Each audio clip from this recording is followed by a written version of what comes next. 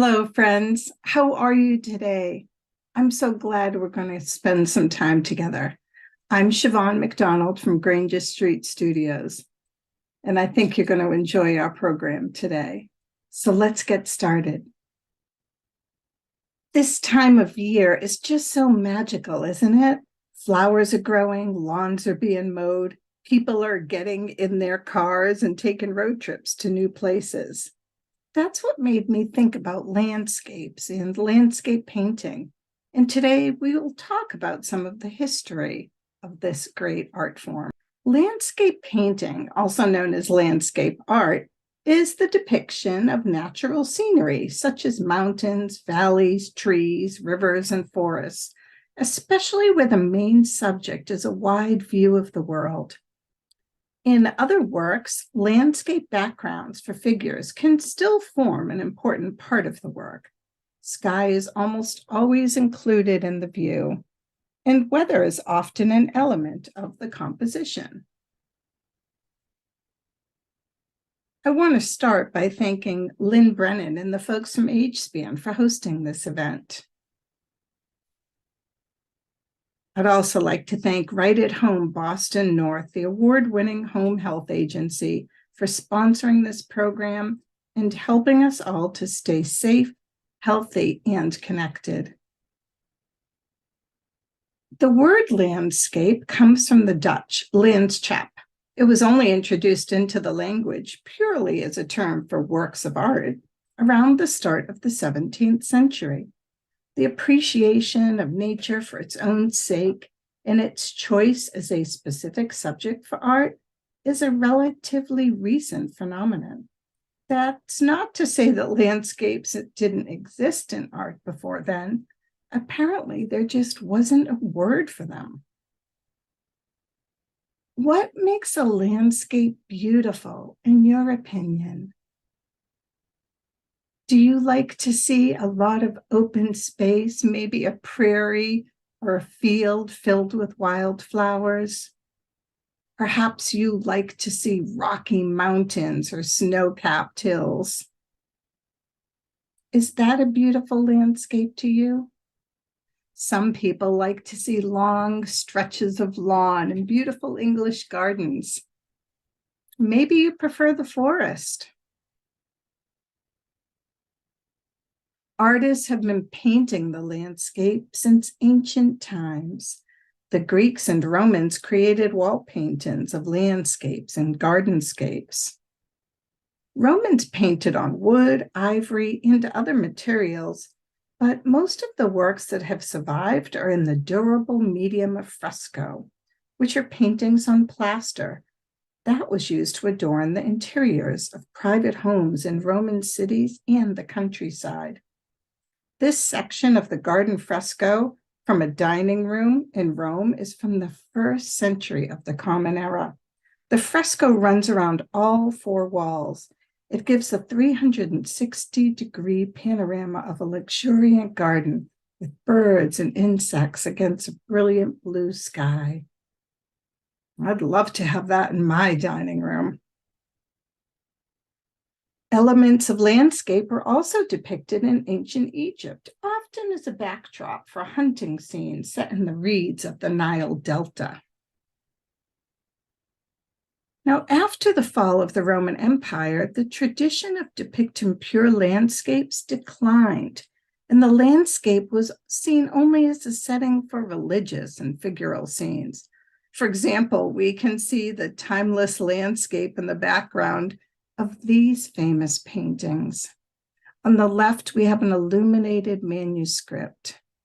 This is an Annunciation scene, a religious scene.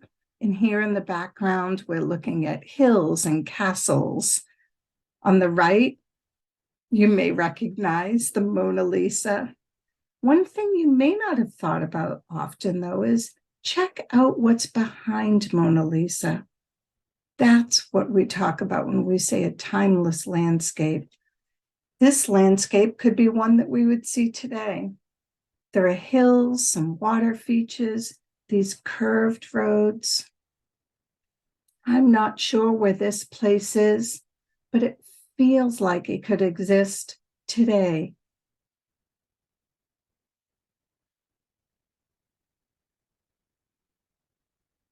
During the Renaissance, an interest in the natural world sparked an interest in making landscapes their own subject.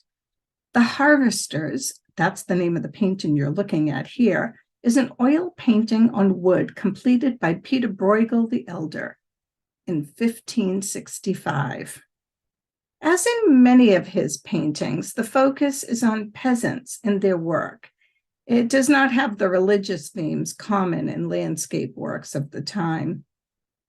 There are figures in this work, but the landscape takes on almost equal importance. The Metropolitan Museum of Art calls this painting a watershed in the history of Western art, in the first modern landscape. This landscape is impossible without these people, Bruegel seems to say, just as the people are impossible without this place. Each gives the other function and meaning. You can see some figures in this Dutch artist Albert Cuyp painting from 1650. They're right down here, right over here, but the primary focus is on the land. This painting is titled Landscape with a Flight into Egypt. Here, the Holy Family's route to Egypt seems to lead from these Rhineland rocks and trees to an idyllic coast near Genoa, Italy. It's certainly not the Egyptian landscape, and it's interesting that Cuyp never went to Italy, where this picture seems most likely to take place.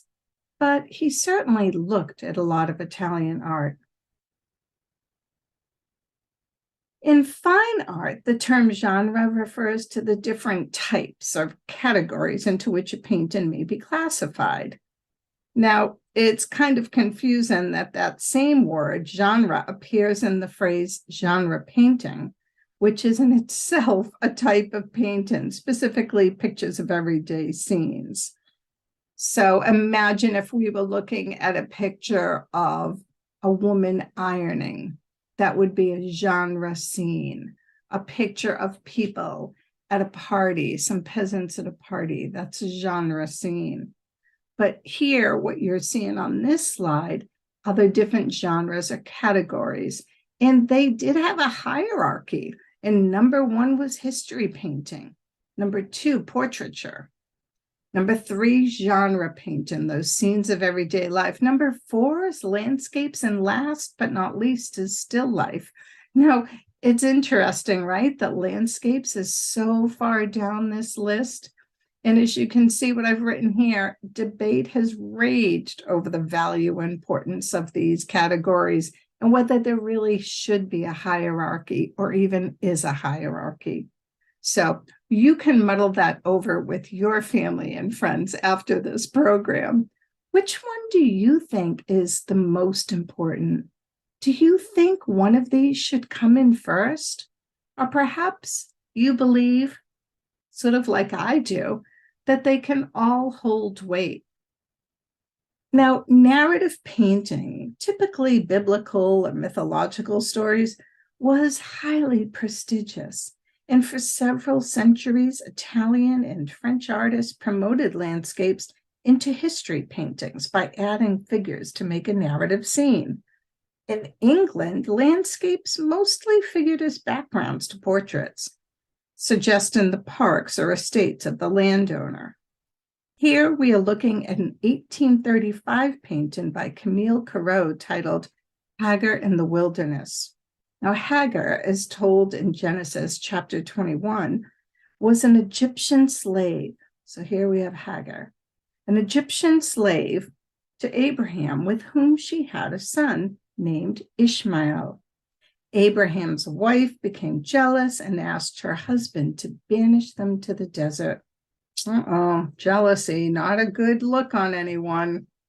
Sent away with only small rations of food and water, Hagar and Ishmael were miraculously saved from dying of thirst by an angel. And that angel is at the tippy top right here. Funny side note, when I first glanced at this painting, I thought that was a bird. Now, in the Netherlands, pure landscape painting was more quickly accepted, largely due to the rejection of religious painting. Many Dutch artists of the 17th century specialized in landscape painting, developing subtle techniques for realistically depicting light and weather. Certain types of scenes repeatedly appear in inventories of the period, including moonlight, woodland, farm, and village scenes. Most Dutch landscapes are relatively small, smaller paintings for smaller houses. Religious painting continued to decline throughout Europe in the 18th and 19th centuries. That fact, combined with Romanticism, which emphasized emotion, individualism, the glorification of nature, that promoted landscapes to the well-loved place in art, which they continue to hold today. Here's a very famous John Constable painting titled The Hay Wain. And by the way, this is the wain here. A hay wain is a carriage. And fun side note, that's actually not a hay carriage. If it was, the sides would be built up much more. So we have a painting titled The Hay Wain without an actual hay wain in it. I love that. This painting was voted the second most loved painting in a BBC poll. The hay wain really has been a marketing success for Suffolk tourism and cemented Constable's reputation as a great English landscape painter after his death, unfortunately. It has also been regarded as a definitive image of nostalgic Englishness. Now, no one in England was much interested in his idea of rural beauty in the 1820s. The hay wain shows an idealistic, peaceful view of England's agricultural scene, but the piece is at odds with the events that were actually happening at the time. The Industrial Revolution was occurring at the time that Constable painted the hay wain, and workers in the agricultural sector were facing land closures and a lack of employment due to machines replacing work that was previously done by hand. Many farmers were forced off their land after they could no longer afford to pay for it, and riots were becoming more frequent and violent. The hay wain is a curious subject because, while it's often mentioned in relation to the Industrial Revolution, it doesn't show any of the civil unrest that was occurring at the time. It is difficult to imagine from the painting that Constable was working at a time when the evening skies of his home village in Suffolk were literally lit up with the glow of fires of burning grain stores set alight by disgruntled workers. These riots were known as the swing riots. Rising prices, the high tithes imposed by the church on the poorest, and the unreliable nature of seasonal work on the farms created a perfect storm. Those unable to find work were forced onto poor relief and a bread allowance, even less than that of prisoners. As he came from a wealthy family, Constable would not have been directly affected by the revolution. These farm laborers had faced unemployment for a number of years due to the widespread introduction of the threshing machine. You can see that here. And the policy of enclosing fields. No longer were thousands of men needed to tend the crops. A few would suffice. With fewer jobs, lower wages, and no prospect of things improving for these workers, the threshing machine was the final straw, the object that was to place them on the brink of starvation. The swing rioters smashed the threshing machines and threatened the farmers who had them. The riots were dealt with very harshly. 9 of the rioters were hanged, and a further 450 were transported to Australia. Constable's paintings are heavily steeped in nostalgia, a callback to the good old days. He painted scenes that had been prevalent throughout his childhood, the England that he knew and loved. And Constable loved the skies, and when in London, he used to sketch the sky above Hampstead Heath every day. By 1890, Thomas Cook, the travel agent, was even running day trips to what was called Constable Country for views of England's glorious rural bliss. The mill and the cottage the constable painted were handed over to the National Trust in 1943 for safeguarding. Moreover, the National Trust acquired many of the physical elements of the Hayway landscape, and they're committed to preserve them for eternity. This location is probably the most recognized in England. It's used for painting exercises by literally thousands of budding artists every year. Tour companies continue to offer day trips to Constable Country from London for mainly Japanese and American tourists. Speaking of travel, now is a great time for us to take a little road trip. Our friends from Recollection Road have put together a great video of landscapes and vacations from the 1950s and 60s that I thought we could enjoy together. Let's watch it now. The 1960s was truly the beginning of the classic American road trip. Families across the country would pile into their cars and hit the open road, usually guided only by a AAA triptych map. The destination may have been a Florida beach, a national park, or maybe even to visit family in another state. But regardless of where you were going, the real memories were made as you were en route. From the gas stations to the motels, these stops along the way were just as much a part of the trip as the destination.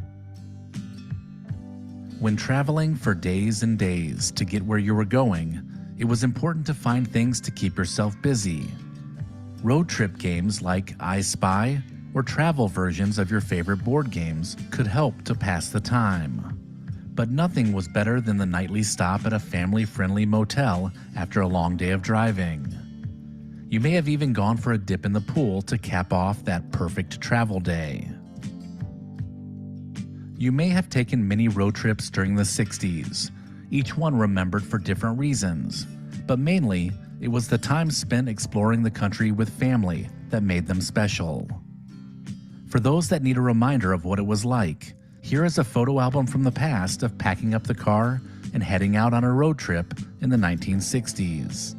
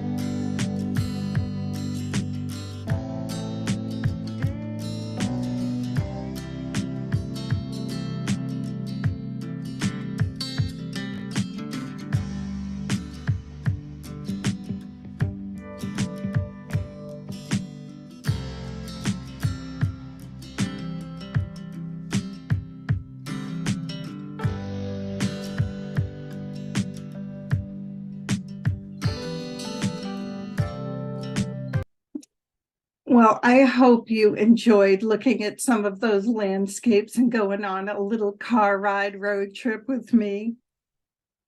Now, we're focusing primarily on Western art history today, but I need to tell you that long before landscape art became a genre of its own right in the West, landscape art in China was highly well established. Originating from the 6th century, the most common art form for landscape portrayal was Shanshui, which still remains popular to this day. This form of landscape painting, rather than with traditional paint, is done using ink and a brush. But back to Europe. J.M.W. Turner, who's often called William Turner, is probably considered England's greatest and most original landscape painter. A watercolorist until 1796, he became in 1802 the youngest ever full member of London's Royal Academy. By the early 1840s, some of his paintings were almost abstract in composition, dissolving into a haze of color and light. In his treatment of color and light, Turner really anticipated Impressionism. This is magnificent, isn't it? It takes several minutes to slow down enough to really look at what's going on here. This fire, is this a sky? Is it buildings on fire? The bridge coming out of the fog, the boats and the water, the reflection here. Now, at the heart of Constable's radicalism, there was a dedication to painting in the open air. Here we have Constable on the left. The tiny open air oil sketches that I showed you before, those pictures of the clouds, are now recognized as his most brilliant creations and have no big stories to tell. Here, perhaps, is the true beginning of Impressionism, realism, the modern eye. By contrast, one historian has said Turner rarely painted outdoors. Here we can see his painting on the right. He portrayed places without real specificity, defined by light and feeling. They fascinated abstract painters to come. Do you have a favorite among these two? Which one do you like best? Now, the same winds of change that helped Constable and Turner to revolutionize English landscape art were also sweeping over France. The invention of the collapsible tin paint tube in 1841 by the American artist John Rand enabled oil paints to be packaged in tubes, thus allowing artists to paint outdoors. Before 1841, the artist would prepare the paint by buying ground pigment from a merchant and mixing it with oil.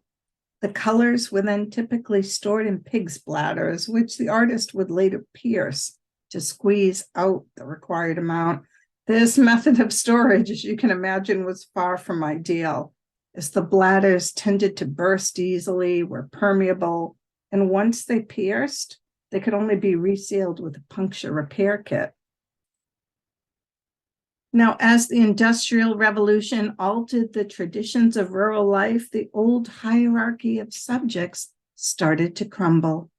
Throughout Europe and North America, landscape painting gained a new importance. Artists became less concerned with the idealized classical landscapes, and they focused more on painting out of doors directly from nature, a practice known as plein air painting. Theodore Rousseau, sought inspiration from his native countryside. Searching for a national style of art, the American landscape itself, large and untamed, was the primary focus of the Hudson River School painters. The terrain provided an alternative to European culture and history. It became a picturesque, patriotic, and inspirational theme. This loosely connected group of painters explored the nation, returning to their New York studios to paint large-scale works that thrilled audiences and celebrated the awesome power of nature and the progress of man. The paintings typically depict the Hudson River Valley and the surrounding area, including the Catskills, Adirondacks, and White Mountains. This 1836 Thomas Cole painting is titled The Oxbow, View from Mount Holyoke, Northampton, Massachusetts, after a thunderstorm. It lives at the Metropolitan Museum of Art in New York City. I want to show you a few other works from the Hudson River School of Paintings because they really celebrate our country and our freedom, don't they? Is there a more glorious view of America? I don't think there is. And since this is the month that we celebrate our Independence Day, what better way to celebrate? Here we are looking at a Frederick Church work titled Niagara Falls from 1857. Have you ever been to Niagara Falls? And here's Albert Bierstadt, Among the Sierra Nevada, California from 1868. What kinds of things did you like to do outdoors? Some of these paintings really make me want to go hiking and walking in the woods and looking at the land. If you're with someone while you're watching this, take a moment, pause the video if you'd like, and take a moment to talk about the kinds of things you like to do outdoors. Thanks, everyone, for sharing what you like to do outside. I love being outdoors when the weather is nice, and I also enjoy bundling up and going for walks in the winter. My favorite outdoor activities are gardening, walking, and going to the beach. This is where we're going to stop until next time. The topic of landscapes is so huge that it's going to take 2 programs. I hope you enjoyed our time together today and that you get some time to get outside and look at the landscape around you. Look at the trees. Maybe there are trees blooming outside your window or outside on your deck. Take a moment to go see what flowers are coming up. I'm already looking forward to seeing you next month when we get to hear more about landscapes. Thanks again to our hosts, our friends at AgeSpan, and our sponsor, Right at Home Boston North, providing the support people need to stay in their home. I'm Siobhan McDonald from Granger Street Studios, wishing you a most wonderful day. Sending you lots of light and good feeling to get you through whatever you're getting through. Goodbye, friends. Goodbye, friends. Goodbye, friends. It's time to say goodbye. Goodbye, my friends. I'll see you soon.